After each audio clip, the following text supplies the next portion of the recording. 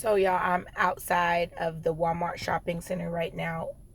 And let me just tell you, today has been a day. So, it started off, this morning, like, fine. Like, my son woke himself up in the morning. Everything was good. Like, it was no issue. And I'm like, yo, I gotta, like, we supposed to leave at 7:45. Like, I got back-to-back appointments. And so I gotta drive to get to work. Like, I have appointments. Like I can't be late. I'm the supervisor. I can't be late. So my son just taking his time, and lo and behold, this is his day 2 that he's late. But I'm like, today is really the day that I cannot be late. Like, I have to go through traffic. So I was like, come on, like, hurry up. And he was like, just chill. Just chill. I'm coming. So that already pissed me off. So now he gets in the car, and I was like, yo, today, how you behaved, like, I can't, like, again, this is day 2 that you're late. Like, you're about to go into high school. You can't just be rolling up here late. Like, if I'm taking you to school, like, you need to be on time. This Negro had the audacity to be like, you don't need to do all the talking. Just kind of shut your mouth.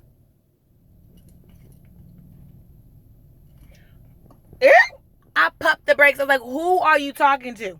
Because I know you're not talking to me. Chill. And then just close your mouth. Immediately went over, pulled over and said, get out. You can walk your happy behind to school today. And you know what? On your way back, you can walk your happy behind home. Because if you don't care about me being able to get to work on time, because I have to provide this household, this roof over your head, food on the table, clothes in the back, and a roof over your head. Like, if I say be ready at 7:45, you should be ready at 7:45. Now, granted, there's grace and mercy. Like, I gave you grace and mercy yesterday. Today, there's no excuse. Like, I can't be late. They're going to see my black behind as being late. They don't care about you. Oh, my child is being, he's having a hard time going to school, whatever. They don't care. I'm black. I know who the hell I am, okay? So I pulled over, and he got out the car, and I was like, look, you did get in my car. He's like, I'm not getting out the car. I was like, you better get out the car. I'm going to call the police to get the car. He gets out the car. Now, I literally am concerned. Like, for real. Like, I'm driving off, and I'm like, like, should I cry? Because if I cry, like, I'm going to, like, mess up my makeup. I have a meeting I'm conducting. So I'm praying hard, like, please, Jesus, at least watch over him. Like, God, please. Like, watch over him. And so then I don't know if he made it to school, because I don't give him a cell phone. I don't have a cell phone for him, because I'm like, who's going to pay the bills of the cell phone bill? Because you can't even do what I ask you to do, because you're disrespectful and you're not consistent. You like to be up on the phone all the time and not give me the phone. So I just give him no phone. Does all this. Like, okay, cool. Now, after school, he gets out of school at 3:30. I'm at my house, like, please, God. I'm in a meeting. So I have a meeting. I'm still at work. So I'm at my work, and I'm like, okay, this is supposed to be an hour-long meeting, and we're just talking. At this point, it's like 5 o'clock. I'm like, yo, I got to go, because I got to know where my son is. Like, it's been an hour and a half. Like, it doesn't take that long to walk home. I'm concerned, and I'm trying to teach him a lesson.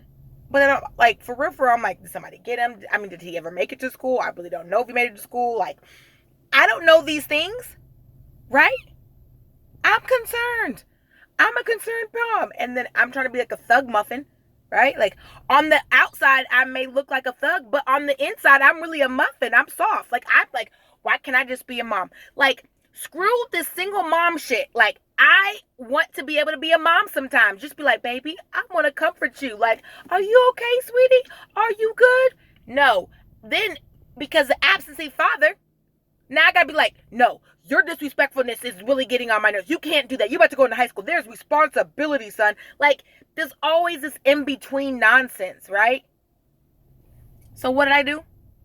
Finish the conversation. I was like, okay, let me go ahead and go. Like, y'all, I gotta go.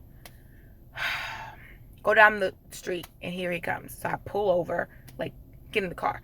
Now, honestly, between us, I don't know whether I should cry of relief, like, I'm glad you're okay, or be like, I'm mad at you because you put me in the situation. Like, why is this constant disrespect? When are you gonna be on time? And like, we keep giving this like this grace and mercy to these men. Like, you know, this young boy. Like, I have a black son. Like, I'm concerned. Like, you shouldn't be walking. You know, black lives do not matter for everybody here in Texas. Let me tell you. And number two, I'm like, but if you take your black behind, you're not gonna be able to get a good job if you keep being late. You know, like, when is this response? Like, where's the medium? You know? So he gets in the car and immediately, like, I'm like, again, like, I'm gonna cry or I'm gonna be like, see, you better be glad. So he gets in the car and he immediately goes in saying, you know what, Mom? I was wrong. I was really thinking, like, I'm gonna go ahead and this is what I'm gonna do. I'm just gonna buy a bike because this long walk was long on my feet this morning and coming back. So I'm just going to use my $100 savings that I have and I'm going to buy a bike. And then I can take myself to and from riding a bike and just doing those things. And, you know, I need to be more responsible to get ready for high school. Like, you're absolutely right, Mom, and I apologize. And, you know, I appreciate you. And I'm going to change my behavior because it's not a you thing. It's a me thing. Who have you been talking to, son? Who have you been talking to? And he was like, I just been talking to myself and I was wrong. So here I am at Walmart because I'm trying to be a thug muffin to be like, yo, like, go in Walmart. I don't even know if you can buy a bike for less than $100, but I don't think you can. I don't know. So I'm out here, like, he doesn't know I'm out here because I was trying to be a thug and be like, yo, meet me at home when you ride your bike. But then the muffin side of me is like, well, I don't know if you can really buy a bike for $100 or less. And just, what if he needs me? Because it's getting dark outside. Like, it's getting dark. Like, he can't ride a bike at dark because black lives do not matter for everybody here in Texas. You hear me? Okay. So, like, what are you guys' thoughts and opinions? Like, this parenting stuff is real. Why? Okay.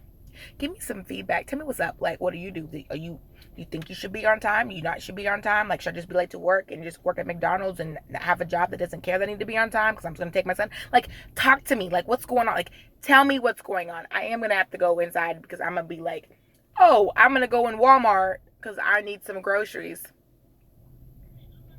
Because I just don't want him to be riding his bike at night. Like, I feel like he learned his lesson enough. I hope so. Okay, you guys. Love you. There goes my day. Okay, see you tomorrow.